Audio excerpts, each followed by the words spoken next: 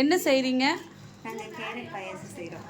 Okay, carrot பாயசம் செய்கிறாங்க. இப்போ என் cousin தான் இன்றைக்கி பாயசம் பண்ணியிருந்தாங்க. இது கேரட் பாயசம் நான் சாப்பிட்டதே இல்லைங்க. கேரட் அல்வா சாப்பிட்ருக்கேன், ஆனால் பாயசம் தான் ஃபஸ்ட் டைம் சாப்பிட்றேன். ஒரு பாத்திரம் வச்சு அதில் நல்லா கீ போட்டு இந்த முந்திரி பருப்பை நல்லா ஃப்ரை பண்ணி தனியாக எடுத்து வச்சுக்கிட்டாங்க.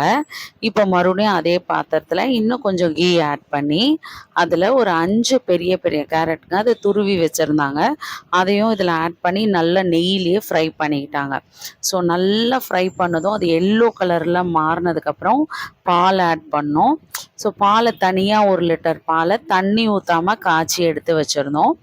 ஸோ இது நல்லா ஃப்ரை ஆகிடுச்சு. இப்போ பாலை டைரெக்டாக இதில் ஆட் பண்ணிட்டாங்க.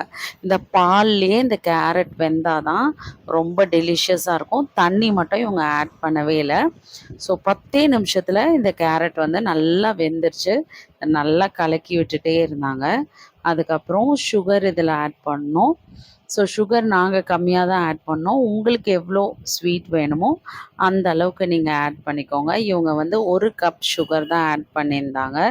ஸோ இது நல்லா வெந்ததுக்கப்புறம் 1 கப் சுகரை ஆட் பண்ணிவிட்டு அதையும் நல்லா மிக்ஸ் பண்ணிட்டாங்க.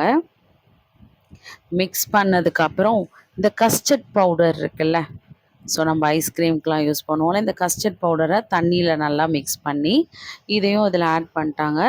அதனால் ரொம்ப டெலிஷியஸாக ரொம்ப டேஸ்டியாக இருந்ததுங்க.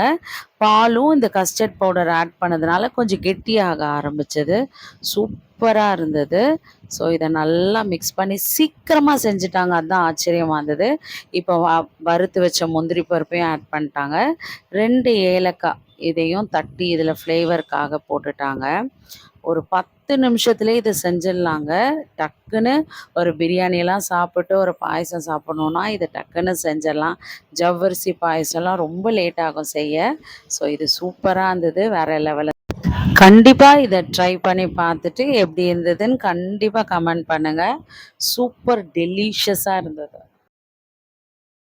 இந்த வீடியோ உங்களுக்கு பிடிச்சிருந்தால் லைக் பண்ணுங்கள், ஷேர் பண்ணுங்கள், கமெண்ட் பண்ணுங்கள். பாய்.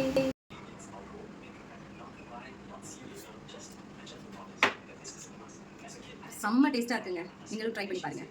தேங்க்யூ.